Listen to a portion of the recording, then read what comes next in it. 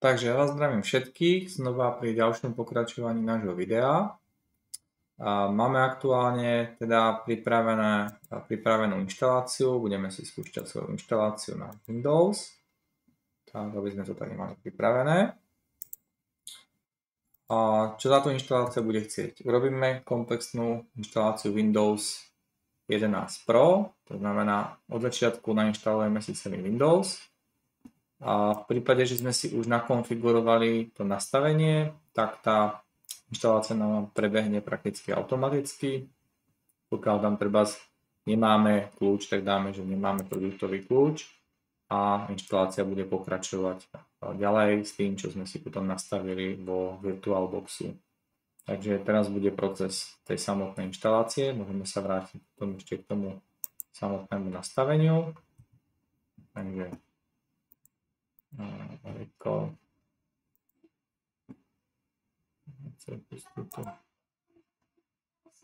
mašinu. Tak tu vidíme, že už prebieha samotná inštalácia. Nejaké preferencie si môžeme pozrieť, čo tu sú. Bolo nastavené vo virtualizácii VirtualBoxu. Tak, môžeme pustiť VirtualBox. A tu vidíme už v tej inštalácii, čo sme tam vlastne mali nastavené, aké veci sme si nakonfigurovali pri tom prvotnom nastavení. Vidíme, že je to zašednuté, takže do toho zasahovať nemôžeme, pretože stroj aktuálne beží. A vidíme, že máme nejaké nastavenie, ktoré typicky proste nám bohate stačí. To znamená, dali sme si nejaký 8 GB zo 16 ramiek, dali sme si tam 2 procesory, akceleráciu sme si dali v tom default. Samozrejme sieť, tam sme si potom nastavili NAT, môžeme tam dať teda bridge. Tak ako sme si vysvetľovali, medzi NATom a bridgeom je rozdiel primárne v tom, že bridge sa chová ako ďalšia vaša sieťová karta, takže dostáva z rovnakého rozsahu IP adres prístup. NAT by nám nageneroval nové vlastne rozsahy adres a chová sa to v podstate ako router. Takže zatiaľ asi všetko.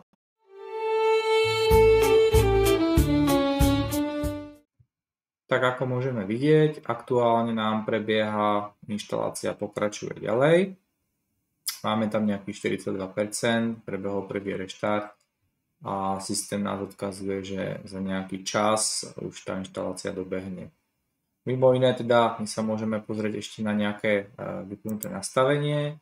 To znamená, pokiaľ by sme si tady v tom zariadení chceli prepnúť niečo, môžeme si tady vybrať vlastne bridge adapter. Čo nám to spraví v tej sieti, ukážeme si nejaké nastavenie, jak to vypadá proste v tom Linuxe. To znamená, že zmeny si nebudeme si použiť. A pokiaľ máme teda typicky v Linuxe nejakú command lineu, tak my si môžeme pomocou nejakého príkazu urobiť teraz IP adres.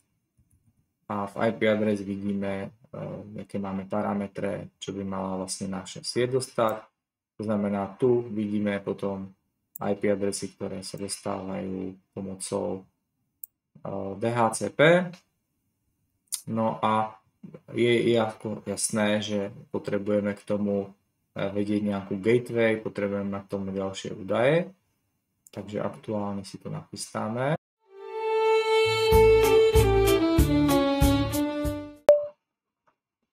Tak, než sa nám inštalácia dokončila, medzi tým sme si ešte pozreli na vlastne IP adresy. Pokiaľ chceme zistiť nejakú routu alebo gateway, tak v Linuxu je to IP route, kde by ste používali Windows, tak dáte ipconfig -all.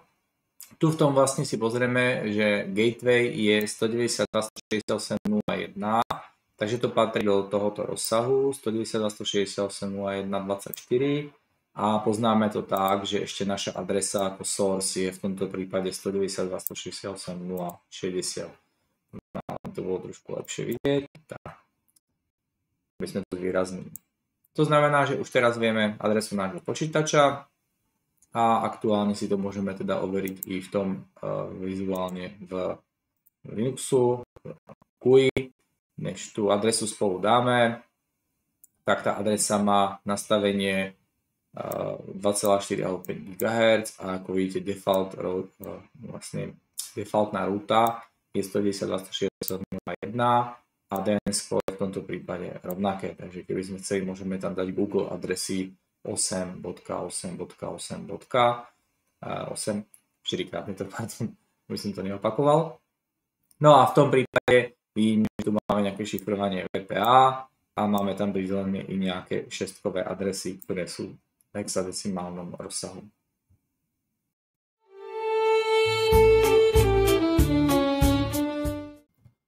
Tak, ešte raz pre všetkých zopakujeme, aké nastavenia si môžeme urobiť, aby sme automaticky nemuseli znova všetko nastavovať pri inštalácii, ale môžeme si to dopredu. Čiže super funkcia VirtualBoxu.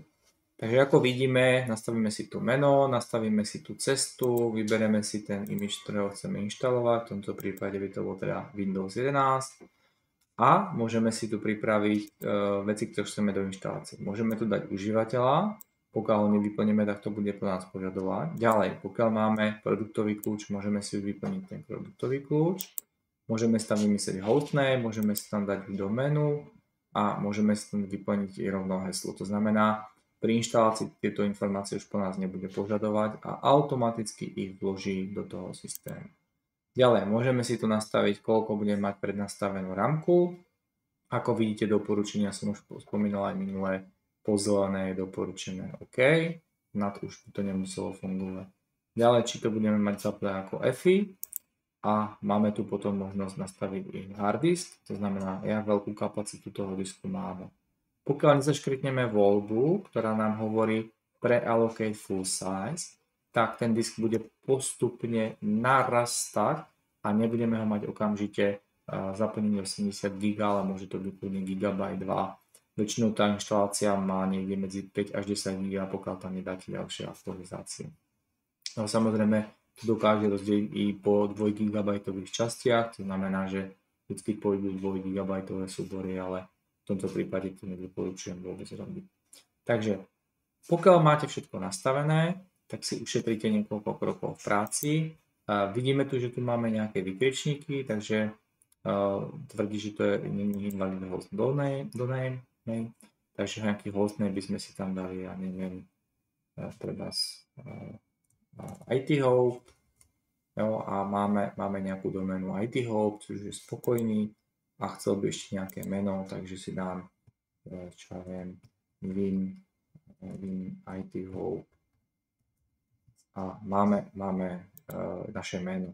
V tom prípade už všetky veci sú nastavené a zobrazilo sa nám finish a môžeme urobiť inštaláciu. Dôležité je vedieť to, že pokiaľ by ste si to chceli v priebehu procesu vyskúšať, tak čo všetko ten systém po vás bude chcieť. Takže určite bude po vás chcieť nastaviť si na hard disk. U toho hard disku samozrejme môžeme vyberať niekoľko formátov, treba z VDI, VHD, VMDK, sú vlastne nejaké balíčky, alebo by sme mohli povedať kontejnery, do ktorých sa to ukladá a nie všetky môžu byť ideálne optimálne na výber pre každú tú situáciu, ktorú potrebujeme riešiť alebo riešiť. Takže napríklad formát VHD alebo VMDK môžu byť viac vyhovujúce ako VDI priamo od VirtualBoxu.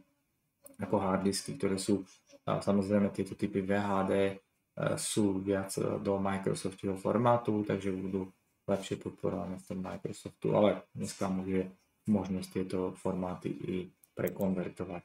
Takže finálne ďakujem zatiaľ za pozornosť a budeme za chvíľku pokračovať ďalej.